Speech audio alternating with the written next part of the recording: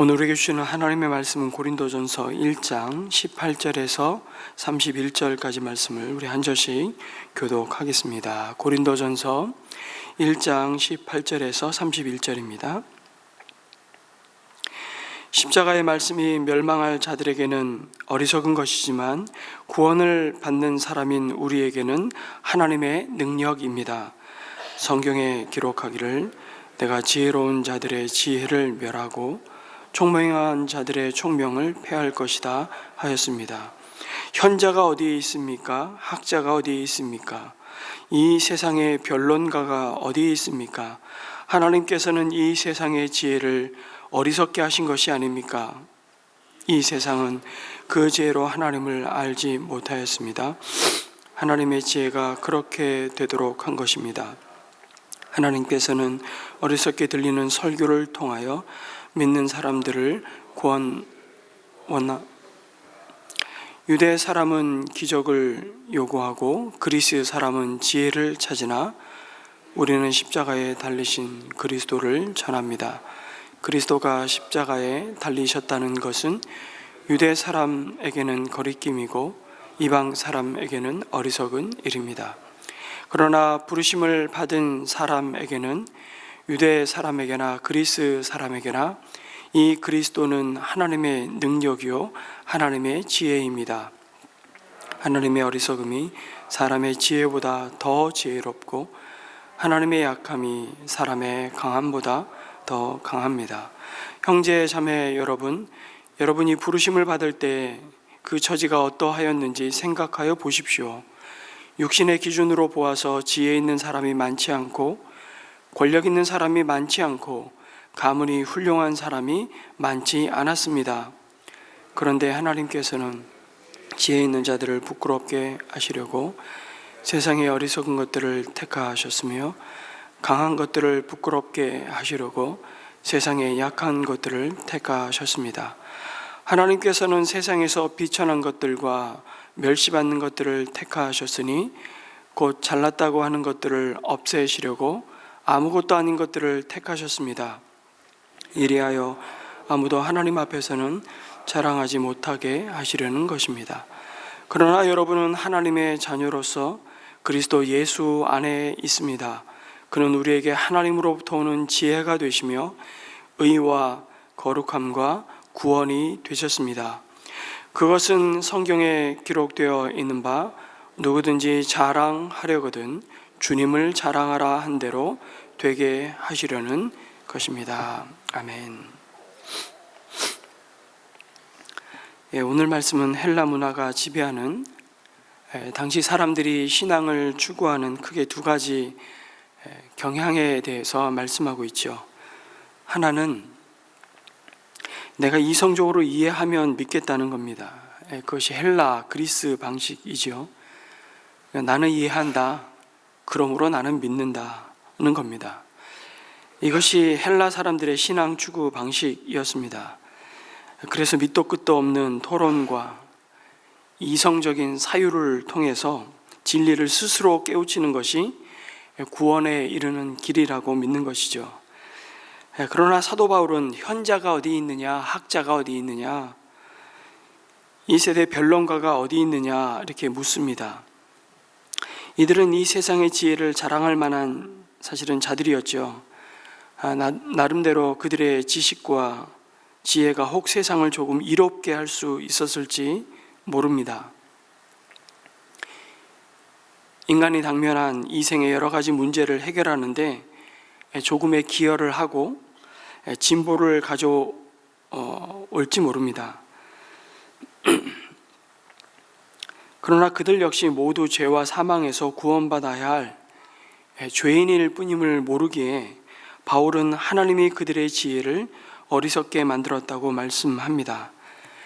그들이 가르치고 믿는 그 지혜가 그들 자신조차 영원한 사망에서 구원할 수 없기에 그것이 마치 영원한 가치를 가진 것처럼 자랑하고 떠들어대는 그들을 부끄럽게 어리석게 만드셨습니다. 그렇지 않다면 그 지식이 그 지혜가 세상을 구원할 수 있었다면 세상은 벌써 유토피아, 지상 낙원이 되어야만 하지요. 그런데 보십시오. 지금 중동에서 우크라이나에서 벌어지는 이 전쟁의 참혹함을 헬라의 지혜를 숭상하는 그 찬란한 문화가 만들어 놓았던 문명도 여러분 인간의 그 야수성을 통제할 수 없습니다. 그리고 이기적인 욕망에 사로잡혀 인간의 존엄성을 서슴없이 파괴하는 그런 모습은 바울 시대나 지금이나 달라진 것이 하나도 없습니다. 유토피아가 아니라 디스토피아의 세상을 마주하고 있는 것이죠. 결론은 이 세상이 자기 지혜로 자신뿐만 아니라 세상을 구원할 수 없을 뿐만 아니라 하나님을 알지 못한다고 말씀하십니다. 그런가 하면 유대인들의 방식이 있습니다. 그것은 나에게 뭘 좀 보여달라는 것입니다. 그러면 믿겠다는 것이죠. 유대인들은 같은 신앙을 추구해도 어떤 증거를 구하고 체험을 구하는 체험 중심적인 신앙의 기질을 경향을 가지고 있습니다. 이적을 좇는 사람들이죠. 하나님의 뜻은 사실 안중에 없습니다. 그래서 유대인들은 끊임없이 하나님 앞에 무엇을 구하죠? 기적을 보여달라는 겁니다. 봐야 믿을 수 있다고 말하죠. 그래서 그리스도 곧 메시아가 십자가에서 죽는 것은 어리석은 일로 보이는 겁니다. 죽음으로 죽음을 이기는 그 십자가의 방식, 곧 예수님이 우리의 죄를 담당하시고 죽으시고 부활하심으로 말미암아 우리에게 구원을 주시고 친히 우리의 생명이 되셨다는 이 복음의 이야기가, 진리가 헬라인들에게는 나의 구원과 무슨 연관이 있는지 잘 깨달아지지 않아서 그 십자가의 복음은 이해가 도무지 되지 않는 궤변처럼 거리끼는 진리였다면 유대인들에게는 십자가는 미련한 것일 뿐이었습니다. 어떻게 하나님이 보내신 구원자 그리스도가 죽을 수 있냐, 고난받을 수 있냐는 것이죠. 그런데 하나님은 오히려 헬라인들이 거리끼고 유대인이 어리석다고 말하는 이 십자가의 방식을 통해서 인류를 죄와 사망에서 구원하시기를 작정하셨고 그것을 끊임없이 구약의 말씀을 통해서 오랜 세월 수많은 선지자들을 보내서 말씀하셨죠. 그것이 그 진리를 전하는 그 하나님의 뜻을 드러내는 설교라는 방식을 통해 믿는 사람들을 구원하시기를 기뻐하셨다고 말씀합니다. 여러분, 기독교는 덮어놓고 믿기만 하라고 가르치는 반이성주의 종교가 아닙니다. 그러나 하나님을 인간의 이성으로 온전히 깨달아 알 수 있다고 또 말하지도 않습니다. 어떻게 인간의 좁은 이성으로 차원이 다른 전지전능하신 하나님을 다 이해할 수 있겠습니까? 그러니 기독교는 이성주의가 아닙니다. 그렇다면 기독교는 신비주의일까요? 그것도 아닙니다. 우리의 믿음 안에는 이성으로는 도저히 설명할 수 없는 여러분 초자연적인 체험과 성령의 역사가 있습니다. 그러나 그 말이 기독교는 신비주의라는 말은 아닙니다. 체험은 얼마든지 개인의 경험 가운데 주관적인 하나님의 역사이기 때문이죠. 그것이 그런데 없으면, 그 기적이 없으면 믿지 못하겠다는 것은 그야말로 예수님이 말씀하셨던 것처럼 그 기적만을 목적 삼고 그 기적을 행하시는 예수님이 누구이신지, 사실은 그 기적이 가리키고 있는 예수님이 구원자이심을 바라보지 못하는 신비주의에 빠지게 만들죠. 결국 기적과 이적을 좇는 것이 자신의 이기적인 욕망을 채우기 위한 또 다른 그릇된 신비주의라면 하나님의 뜻을 좇는 자에게 하나님이 은혜를 베푸셔서 하나님이 누구이신지 더 분명하게 증거하시고 드러내시기 위해 하나님이 기적을 은혜로 베푸신다면 그것은 우리를 하나님을 더욱 온전히 의지하고 따르는 참된 믿음의 길로 우리를 이끌 것입니다. 그건 축복이죠. 그러면서 바울은 예수 그리스도의 십자가 믿음은 오직 예수 그리스도가 우리의 구원의 지혜요 하나님의 구원의 능력임을 믿는 것이라고 가르칩니다. 수많은 기적을 말하고 여러분 능력을 말하지만 우리를 죄와 사망의 사슬에서 끊어 우리를 하나님의 자녀 되게 하는 능력이 없다면 그 능력이 무슨 의미가 있냐는 것이죠. 요술에 불과하죠. 아무리 많은 지혜를 가지고 있다 한들 그 지혜가 우리를 구원할 수 없고 우리 인생을 새롭게 할 수 없다면 그 지혜가 무슨 소용이 있겠냐는 겁니다. 그러면서 인간의 연약함과 한계를 가지고 있음에도 인간의 지혜와 그 문벌을 자랑하는 것이 얼마나 어리석은 일인지, 자랑하는 것을 넘어서 그것을 기준 삼고 서로 비교하며 차별하고 패거리를 만드는 일이 얼마나 헛된 일인지를 이어서 말씀하시는 겁니다.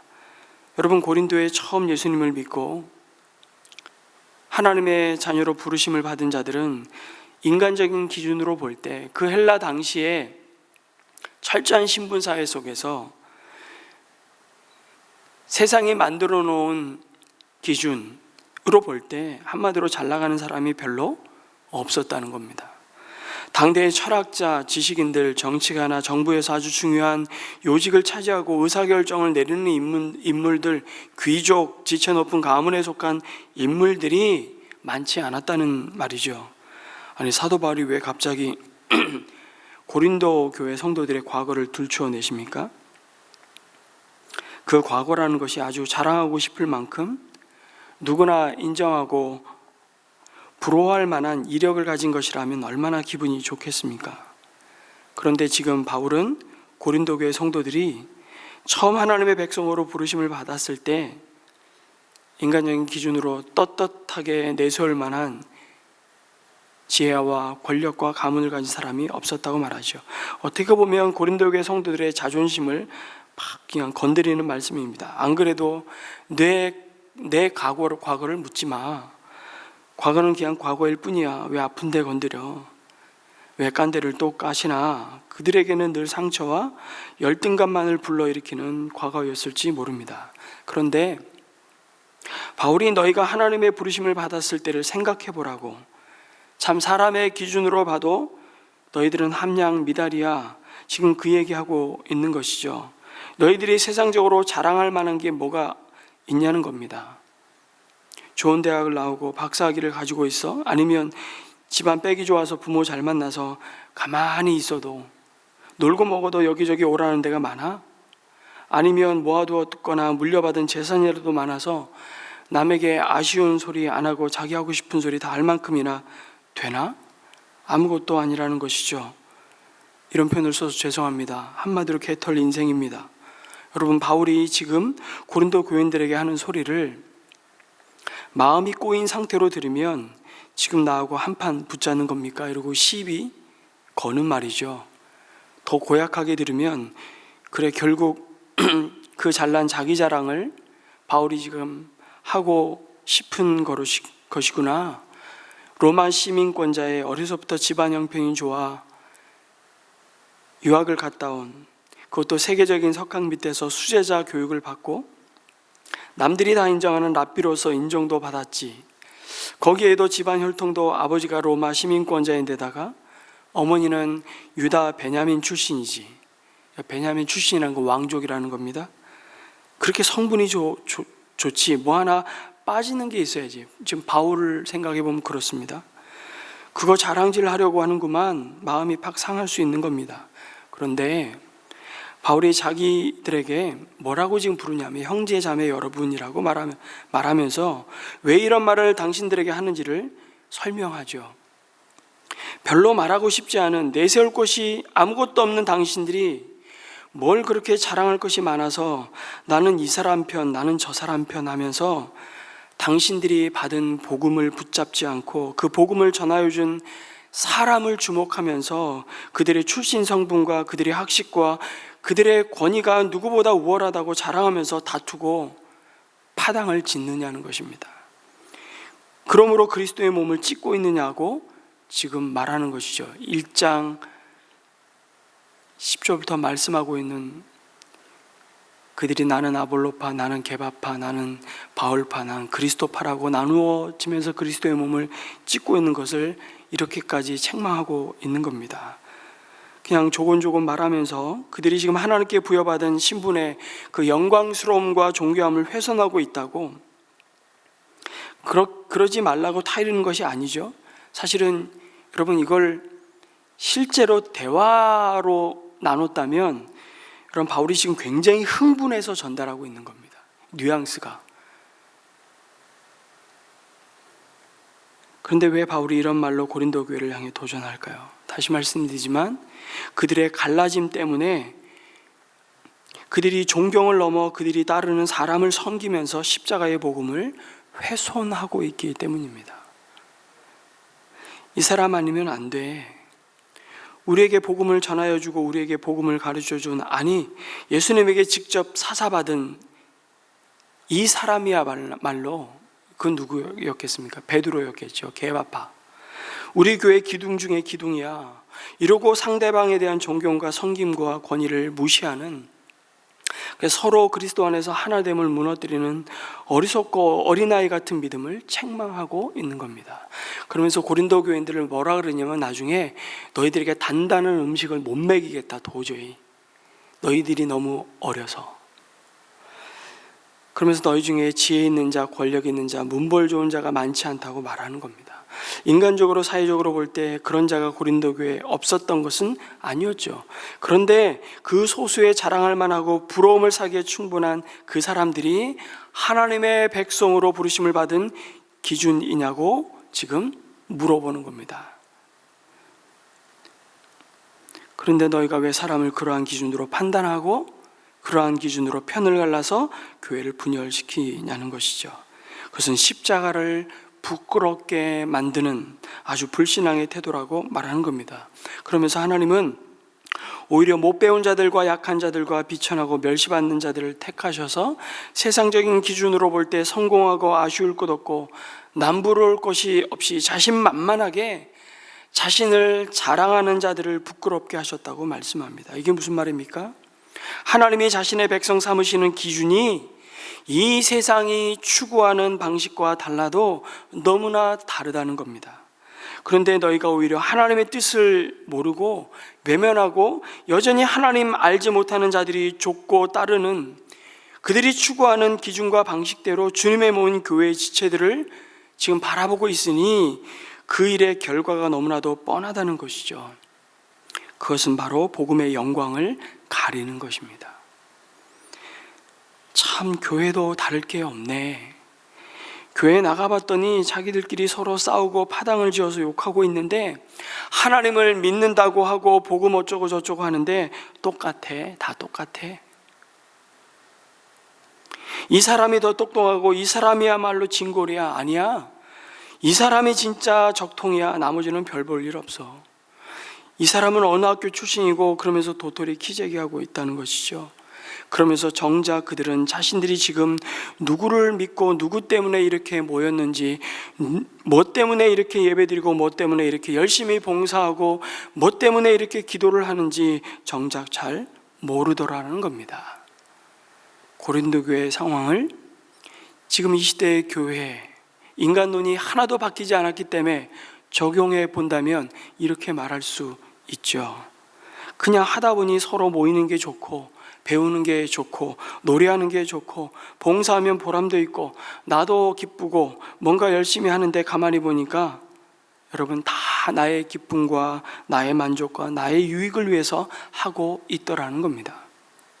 그래서 조금만 내 기분과 여러분 감정, 내 만족과 기쁨이 채워지지 않거나 누군가가 내가 중요하게 생각하는, 교회는 이래야 돼, 교회는 이런 일을 해야 돼, 그렇게 말하는 내 비위를 조금 건드리면 죄송합니다, 그냥 난리가 나는 겁니다.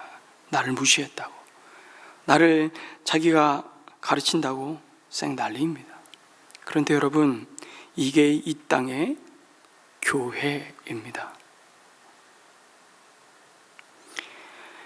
그리고 고린도 교회는 그러한 문제들만 진짜 골라 가지고 있는 아주 골치 아픈 교회입니다. 어쩌면 그 고약한 습관과 문제는 다 갖고 있어요, 고린도 교회는.